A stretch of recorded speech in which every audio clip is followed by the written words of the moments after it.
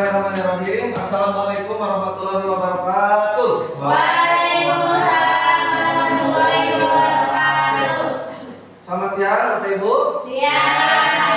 Pertama-tama, marilah kita panjatkan puji syukur kehadirat Allah Subhanahu wa taala yang telah memberikan nikmat kepada kita semua, nikmat iman, nikmat Islam, juga nikmat sehat, sehingga kita bisa berkumpul dalam kegiatan atau acara di hari ini.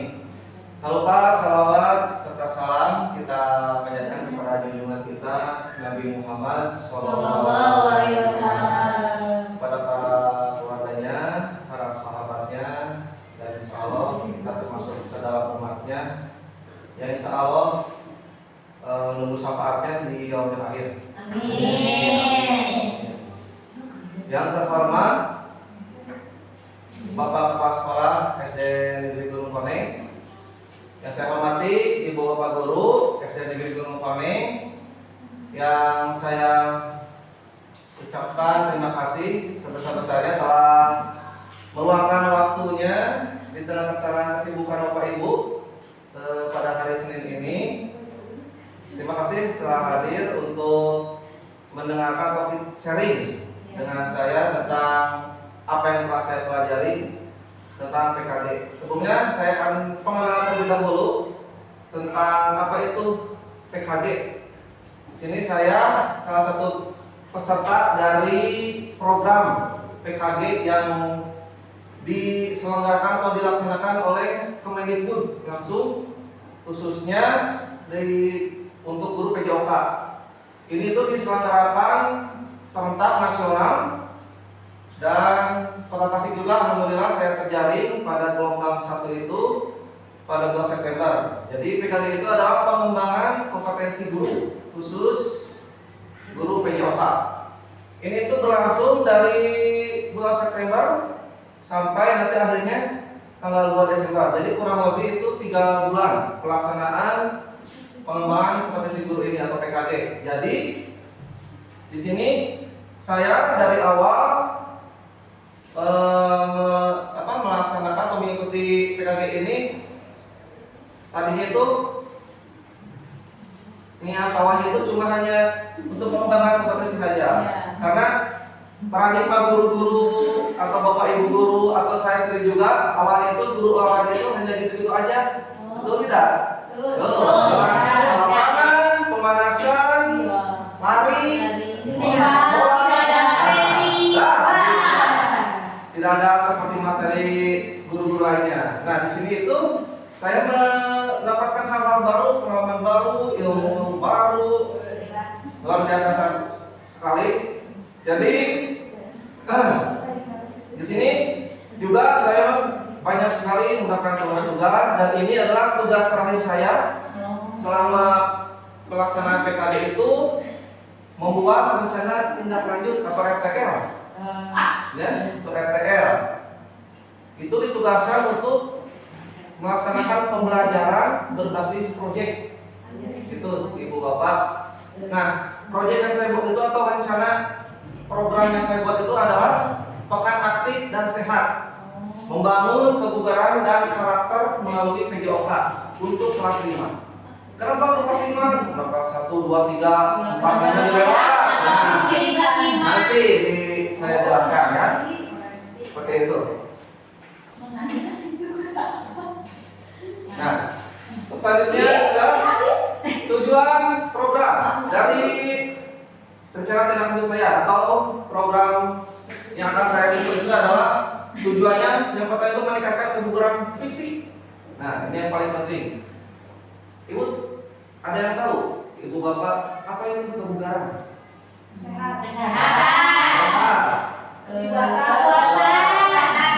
Ya, betul. Itu yang ibu bapak sebut itu semuanya betul. Tapi pengertian kebugaran definisinya itu adalah seseorang melakukan aktivitas fisik dengan intensitas dari menengah sampai tinggi itu dalam keseharian bapak ibu, tapi tanpa mengalami kelelahan yang berlebih. Seperti itu. Aktivitas dari pagi, siang, malam, tapi pas ada aktivitas, oh saya tenaganya masih ada. Nah itu Berarti ukuran kebugaran seseorang itu dinilai dari sana. Beda hal lainnya ketika misalkan Pak Widi dari jam 7 mengajar, kamu jam 10 kenapa? Kok lelah, ngantuk? Nah, kebugarannya? Nah, itu ukuran untuk menilai kebugaran pada seseorang. Ya, seperti itu. Yang kedua, mengembangkan keterampilan motorik. Coba ada yang tahu apa itu keterampilan motorik? Gerak. Ya, betul. Keterampilan motorik itu adalah usaha seseorang untuk menggerakkan anggota tubuhnya. Nah, gerak itu juga ada yang bisa dipelajari dan ada yang sudah dari alamiahnya. Coba Bapak Ibu kan waktu kelas usia 2 atau 3 tahun. Bayi. Kenapa bayi usia 2-3 tahun bisa meronda? Diajari tidak? Nah, dilatih tidak? Nah, jadi itu ada gerak itu ada dua, ada yang gerak memang sudah alaminya bisa belajar sendiri dan juga ada yang bisa dilatih atau gerak khusus namanya. Itu. Yang ketiga, menumbuhkan nilai-nilai karakter siswa ya, seperti kerjasama, seperti pintar dan disiplin. Nah, program yang saya rencanakan itu durasinya itu 1 minggu dari Senin sampai Jumat. Terus target kompetensi siswa itu kelas 5, kurang lebih total 40 lah, kurang lebihnya seperti itu. Lanjut.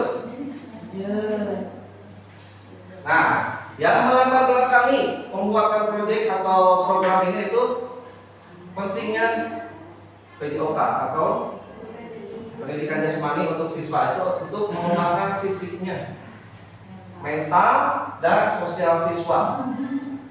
Nah, ini yang kedua nih yang paling penting. Kenapa kelas 5? Tadi kan ya pertanyaannya. Kondisi saat ini yang saya analisa, yang saya perhatikan di kelas 5 khususnya. Yang pertama itu kurangnya aktivitas fisik dan peningkatan kasus obesitas. Ya, kasus obesitas atau kelebihan lemak, bahasa halusnya, kelebihan lemak dalam tubuh. Sehingga ini yang mengacu program ini untuk kelas 5. Banyak kan di kelas 5A, kelas 5B, ya, dan bukan obesitas atau hampir obesitas. Itu kan mempengaruhi kebugaran, kesehatan si siswa tersebut. Jadi mager ya Pak ya? Nah, terus yang ketiga, manfaat program ini itu untuk meningkatkan kebugaran yang tadi, keterampilan motorik dan nilai-nilai karakter pada siswa. Seperti itu. Nah, ini adalah struktur program harian yang sudah saya buat ya selama 1 minggu dari Senin sampai Jumat itu. Yang pertama itu hari Senin itu pemanasan dan olahraga dasar. Olahraga dasar itu seperti lari, lompat, lempar. Jadi masih levelnya easy atau mendasar. Mendasar. Jadi setiap olahraga itu jangan langsung ke inti. Nah, lari, lompat, lempar. Yang pasti di awalnya dengan pemanasan, inti dan pendinginan.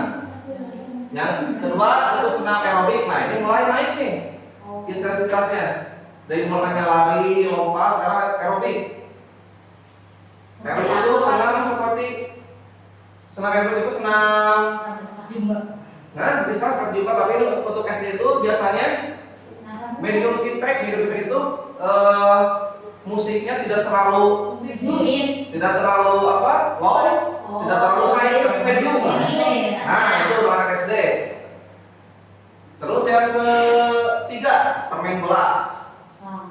Kenapa saya tulis permain bola? Karena di kelas 5 itu tidak laki-laki, tidak perempuan, ya hobinya sepak bola, nggak ada lagi gitu. Jadi saya menerapkan itu sepak bola. Tapi ketika nanti waktu praktek, anak-anak memilih apa saja hobi atau permainan olahraga yang disukainya. Nah, ini itu untuk menstimulus anak untuk tidak jenuh selama 1 minggu ini. Jadi ini fleksibel dari lagu itu. Main bola, basket, ada yang mau nari segala rupa. Ya, itu mengacu ke hobi. Nah, waktu hari Kamis itu ada latihan kebugaran, circuit training. Nah, ini bisa ibu bapak terapkan juga di rumah karena hanya bermodal pun tidak ada pun botol bisa mau apapun yang bisa jadi tempat ya. Circuit training itu misalkan saya ada 5 teknik yang digunakan, berarti ada 5 pun. Yang pertama itu lakukan push up selama 30 detik. Kalau push up perempuan beda ya? Beda ya. Ketika udah 10 detik pindah pun ya. Sirkuit jadi mutar. Nah, jadi ada stasiun-stasiunnya lah kalau ininya, ada pos-posnya. Kedua, rencana saya itu setelah push up, sit up. Yang ketiga squat jump. Yang keempat squat thrust. Yang kelima jumping jack atau anak-anak sering bilangnya senam pocong. Nah, jadi itu sudah 5 itu sudah termasuk tangan, kaki, perut, kombinasi tangan kaki perut, terakhir senam pocong atau jumping jack seperti itu.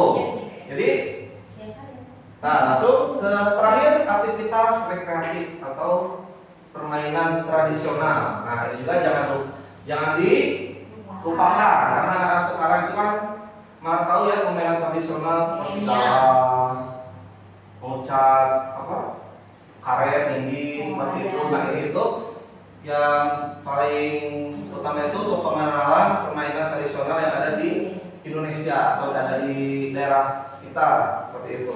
Nah, jadi struktur program harian ini dari Senin sampai Jumat itu intensitasnya naik. Dari udah naik, ada rekreasinya terakhir seperti itu. Ada seperti balapan 17-an lah seperti itu. Jadi ada anak itu tidak mengalami kejenuhan dan kebosanan seperti itu. Nah, yang selanjutnya itu capaian dan indikator yang harus dicapai siswa peserta didik. Yang pertama ada keterampilan motorik dari tadi. Nah, peningkatan teknik dasar itu yang dilakukan pada hari Rabu. Hobi mereka, sepak bola ada teknik dasarnya, basket ada, aerobik pun ada, tidak hanya gini-gini aja, ada teknik-teknik dasarnya. Jadi itu dipelajari agar teknik dasar mereka itu baik. Lalu kebugaran fisik. Nah, ini setelah melakukan serangkaian kegiatan dari Senin sampai Jumat, saya di hari selanjutnya itu ada tes kebugaran. Dari awal siswa melakukan, terus akhirnya ada nggak peningkatan kebugarannya? Dan ibu bapak juga bisa lihat waktu di kelas nanti ada nggak? Biasanya ada misalkan siswa si A mengeluh, iya nanti capek, belum sembuh, gitu dah. Gitu lagi atau tidak? Gitu. Setelah kebugarannya meningkat, seperti itu. Yang ketiga ada, yang ketiga juga ada pemahaman kesehatan. Dikasih juga pemahaman dan pengetahuan tentang kesehatan untuk diri sendiri. Karena kan kita ibu bapak juga tahu anak-anak itu kan makanya terigu, tepung atau maida dan lain sebagainya es. Nah, kita kasih juga pemahaman dan pengetahuan tentang kesehatan, tentang pola makan, pola tidur, aktivitas fisik seperti apa yang baik gitu. Seperti itu. Ada dengan melalui hasil kuis. Berikan pemahaman, pengetahuan dan dites dengan kuis. Seperti itu. Yang keempat, nah ini nilai karakter, observasi kerjasama, sportivitas, disiplin. Nah, saya juga pastinya akan berkoordinasi dengan guru kelas 5 yang bersangkutan. Mau observasi nih kerjasama ketika di kelas dan di lapangan. Sportivitas, aturan yang diberikan guru pada siswa. Apakah siswa itu melenceng dari aturan atau tidak? Ke temannya seperti apa sikapnya? Nah, apakah waktu ulangan licik, niron baik, nah itu masuk ke sportivitas. Ya. Disiplin sudah tentu, Bapak juga tahu waktu kedatangan, sikap pada saat pembelajaran, terus apa? Sikap pada guru, pada teman, dan lain-lain. Yang terakhir itu kemampuan sosial dan emosional. Nah, di sini itu ada refleksi guru. Para siswa memberi evaluasi guru dan kepada siswa kepada kita tentang bagaimana latihan tadi selama 1 minggu, apa keluhannya siswa kita berikan. Kalau tidak, biasanya siswa tidak langsung berani ngomong, kita berikan lembaran kertas atau apapun itulah yang memudahkan siswa. Selanjutnya, nah ini langkah pelaksanaannya sudah saya rangkum dari mulai awal ke akhir, yaitu perencanaan. Tentunya akan direncanakan menyiapkan jadwal dan materi kegiatan. Yang kedua, mengkoordinasikan dengan guru lain dan orang tua. Nah, ini juga yang tadi 40 sampel itu atau populasi itu bisa kurang, bisa lebih nih. Jadi saya koordinasi dulu dengan guru kelas 5 yang layak atau yang memang harus mengikuti program itu siapa?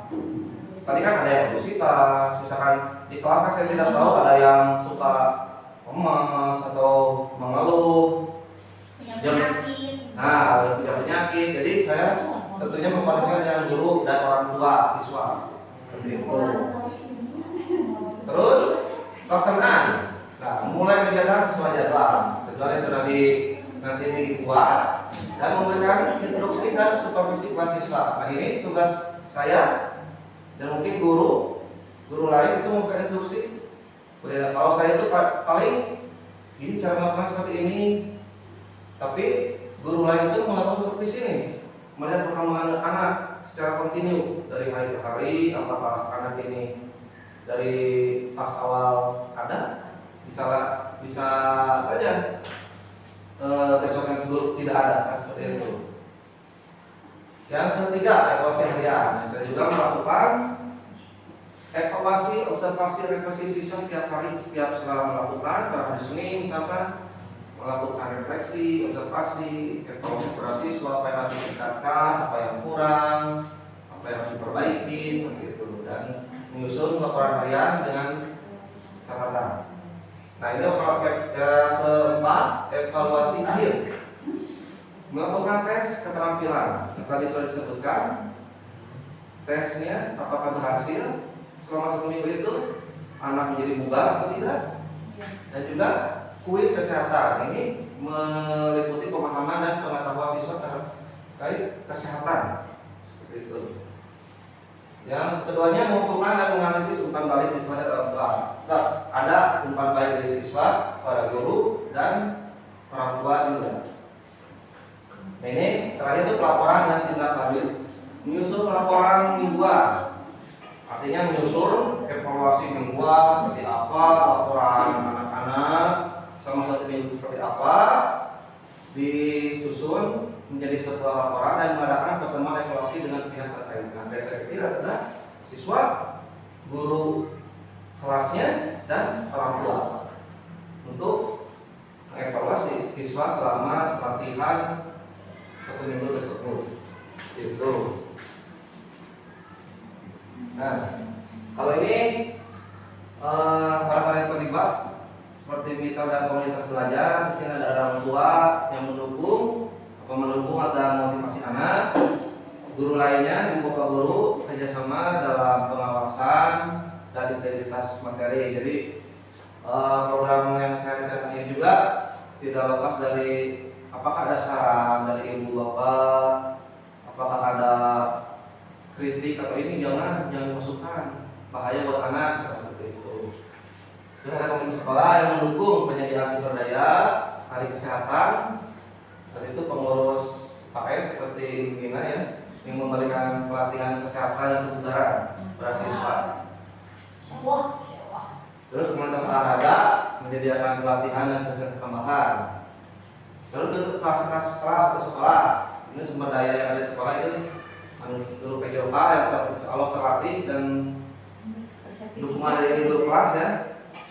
Terus fasilitas dan sarana yang ada itu lapangan olahraga, ruang senam atau ruangan kosong yang ada di sini yang bisa dipakai, dan peralatan olahraga yang memadai. Terus pendukung teknologi. Nah, sini juga kan ada Update nih. Pendukung teknologi ada di sini. Informasi dan pengadaan multimedia tersedia di sekolah Haji Peneng, alhamdulillah. Terus yang keempat pendanaan logistik, itu anggaran khusus dari tim. Nah, gitu. Jadi semuanya ternyata dulu rencana program PJOK ini tidak melibatkan guru PJOK dan siswa, tapi semua lingkup guru. Ada guru kelasnya, ada pengurus KPS, apalagi pendanaan itu yang utama gitu ya, dari pengurus kos, mungkin media dan pengurusnya gitu, seperti itu. Oke, yang selanjutnya, nah ini yang saya evaluasi. Observasi harian sudah kami jelaskan, refleksi siswa, kuis, survei kepuasan dari siswa, dari orang tua, wawancara terhadap siswa, dan diskusi kelompok. Nanti akan dibuat kelompok kecil dari siswa. Terus kedua, itu contoh keterampilannya. Ada peningkatan keterampilannya dan memori, kebugaran, mengolah kesehatan dan kehidupan. Yang kerja akan berubah. Misalkan bangunan diambil untuk sekali berat, apakah kalau melakukan latihan ini kencang beratnya itu membuat lebih baik? Nah itu ada. Bapak sosial dan profesional. Nah ini seperti ini. Sosialnya cara sudah laku, profesionalnya ini paling banget. Bahasa hewan, bahasa makhluk itu keluar, berupa tidak. Nah, itu pelaporan dan partisipasi. Dalam perintah pelaporan tidak lanjut, pelaporan luas dari keterangan evaluasi dan pengembangan program. Maka program ini harus dimakan atau ditiadakan, yaitu terjadi lahan evaluasi saya dan guru dan orang tua. Nah, saya juga memberikan tentang kemungkinan tantangan seperti ini. Artinya kemungkinan terjadi pada saat pelaksanaan, yaitu cedera dan kesehatan. Ini sekali pasti ini. Cedera itu kalau kita sudah kalau jadi lawan yang berubah, kalau tidak ada imunisasi, yaitu perlu melakukan pemanasan dan setelah melakukan pendinginan. Itu yang paling harus dilakukan. Dan rencana-rencana untuk kondisi kesehatan dan penduduk. Takutnya di tengah-tengah siswa ada yang paparan, misalnya dinamis, atau ada yang sakit, apa gitu ya. Coba motivasi dan partisipasi. Training berbagai lingkungan yang menyenangkan, variasi kegiatan, dari latihan, ada latihan, ada hobi, terus ada intensitas dan lain sebagainya, dan juga ujian untuk berusaha, ujian untuk siswa yang melakukan studi yang termotivasi dan terhasil, yang paling penting terhasil itu tadi. Yang ketiga keterbatasan fasilitas. Juga kan fasilitas tidak sempurna karena apabila penggunaan fasilitas dan peralatan. Nah, terus yang keempat ini suatu perjalanan tidak masuk. Jadi rencana saya itu untuk kegiatan itu kalau memang tidak bisa di lapangan, dialihkan ke ruangan senang atau ruangan yang kosong. Jadi waktunya, ini yang realistis, sesuatu yang pasti, gitu ya. Ini pasti diadakan dan fleksibel. Fleksibel itu dalam dari perkursus itu, maka berpemilu harus 40. Dari Senin sampai Jumat itu harus 10 siswa. Nggak ada selama di 39. Rabu di 35, nah, jadinya harus fleksibel nih dan fasilitas yang efisien. Ini membawa hari di mana siswa itu harus ada semuanya. Terakhir, 6 kebebasan orang tua. Nah, ini penting. Kebebasan orang tua dalam perencanaan menyediakan berbagai cara untuk partisipasi. Perencanaan menjadi orang tua dan sewajib berpartisipasi siswa yang terpilih. Yang terakhir, evaluasi dan feedback. Ini metode bervariasi tentunya dengan umpan balik yang terpilih dari siswa ke kita sebagai guru. Oke, dari terakhir mungkin penutup ya. Jadi kesimpulannya program ini itu sama sungguh dirancang untuk meningkatkan pola fisik, program motorik, dan kata siswa yang tentunya dari sisi kelas. Dengan ucapan yang baik dan dukungan dari ibu bapak dan segala yang terkait, kalau saya yakin program ini akan memberi manfaat yang baik dan besar bagi semua. Terima kasih atas perhatian dan bergabung dalam pemberitaan program ini. Terima kasih. Dilanjutkan dengan sesi tanya jawab. Ada yang mau beri saran, apa ada yang akan menambahkan agak dari program itu. Aku mau bertanya. Silakan Bu Ibu. Bapak kan punya saudara dia juga Sona. Nah, bagaimana kalau nanti mempunyai penyakit? Apakah saudara bisa disampaikan dan sebuahnya bisa meningkat? Sedangkan kan tubuhnya sendiri mungkin nggak ada penyakit ya, misalnya ada dan dengan satu saya nih. Dan itu malah dengan kata tentang kebaikan dan sebagainya. Nah, baik, terima kasih. Ada yang mau bertanya? Atau mau dijawab dulu? Jawab dulu. Jawab dulu ya. Jawab dulu ya. Oke. Oke, pertanyaan Kak. Bila mana ada siswa yang terpilih dan mempunyai penyakit, terus ketika pelaksanaan program tersebut terhambat tidak bisa melakukan aktivitas dari sini sampai dengan Nah, dari sudah saya sampaikan, ketika saya melakukan pelaksanaan itu, saya akan berkoordinasi dengan yang terkait, yaitu guru, yang terkait dan orang tua. Apakah ketika guru tahu ini kok si A misalkan mau ikutan, jadi mau bertanya, apakah mempunyai riwayat penyakit? Ya. Apakah mempunyai riwayat penyakit yang sekiranya menghambat pelatihan? Terus dalam bila saya ke orang tua, apakah ketika saya sudah menjaga dalam programnya seperti ini, untuk seminggu atau seperti ini, apakah sekarang mampu untuk mengikutinya atau tidak? Nah, itu ada. Jadi 40 siswa itu hanya perkiraan. Saya bilang kurang lebih. Jadi tergantung kesiapan siswanya, ini dari guru kelas dan orang tua. Gitu. Berarti olahraga apa supaya olahraga ini sehatnya? Jangan punya itu yang menghambat untuk olahraga di olahraga apa yang bisa dikatakan sama. Oh, kalau masalah tersebut penyakitnya penyakit apa dulu? Misalnya alaminya juga pernapasan. Oh, asma. Kan ada di kelas 1 yang jelas tiap bulannya tidak. Oh ya, berarti itu kan. Oh, itu kan disesuaikan oleh penyembuh. Misalkan kan kali itu juga di darah, ada cara dari dokter nih biasanya. Ya, biasanya ada cara dari dokter. Jangan ini ketika jangan terlalu. Nah, paling misalkan waktu itu dia melakukan pemanasan, jalan kaki, terus lari. Ketika siswa tersebut sudah lelah, jadi lah sampai dulu kan peka ya terhadap siswa ya. Kemudian siswa ya udah istirahat, tapi kemampuan siswa yang terbatas sampai istirahat. Ya, itu. Dari blognya.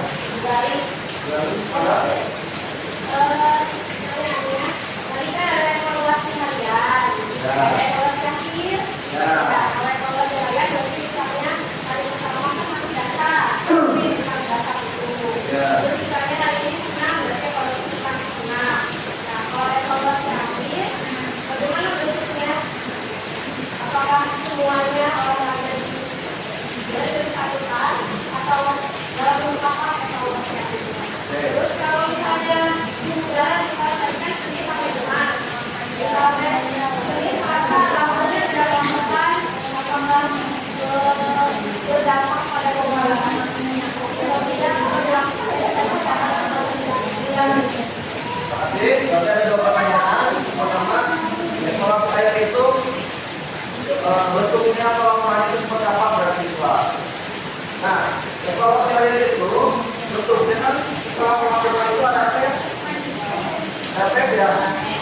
Ada tes strategi berupa tes kebugaran. Yang kedua ada tes pemahaman atau pengetahuan tentang kesehatan. Nah, dilihat evaluasi saya itu setelah tes, apakah siswa setelah berkuliah itu melakukan program ini ketika tes merasakan tidak ada pemahaman yang berlebih. Terus pemahamannya, setelah pemahaman, setelah ini beres, apakah nanti di kehidupan sehari-harinya, misalkan di sekolah, jadi sekolah siswa itu berubah dalam pola makan, gitu kan? Nah, itu jadi evaluasi yang berikut itu kita berikan setelah tes akhir itu bisa berupa apa? Catatan untuk siswa, bisa berupa juga apa namanya? Ya itu ya langsung penyampaian seperti itu. Ada penilaiannya dari evaluasi sehari-hari itu. Yang kedua dari itu bagaimana kalau misalkan siswa terpilih terus hari Ramadan kami tidak mengikuti, ya apakah kebugarannya berpengaruh? Apakah kebugarannya orang atau tidak? Nah itu tetap dilihat itu pada akhir, ya akhir kondisi akhirnya yang dilihat pada waktu post test atau tes akhir. Tentunya kebugarannya tidak akan sama teman-temannya yang mengikuti full kegiatan sama minggu ini seperti itu. Dari Bapak, berarti secara teori ketika seseorang melakukan kebiasaan dalam 1 minggu itu bisa menaikkan kebugaran seseorang gitu. Atau Ya. itu memang pasti? Karena kan sebuah rencana ya, perencanaan program untuk meningkatkan kebugaran. Sebenarnya di olahraga itu untuk meningkatkan kebugaran itu ada beberapa tahap atau hari yang bisa dilakukan. Minimal itu 6 hari melakukan aktivitas fisik dengan kontinu dengan intensitas yang meningkat, itu pasti akan ya jauh atau kebugaran meningkat secara konsisten. Bisa 6 hari 8 hari maksimal itu sampai 16 hari. Waktunya. Ya. Tapi Pak, bagaimana kalau kan kita juga ada makanan yang kesehatan?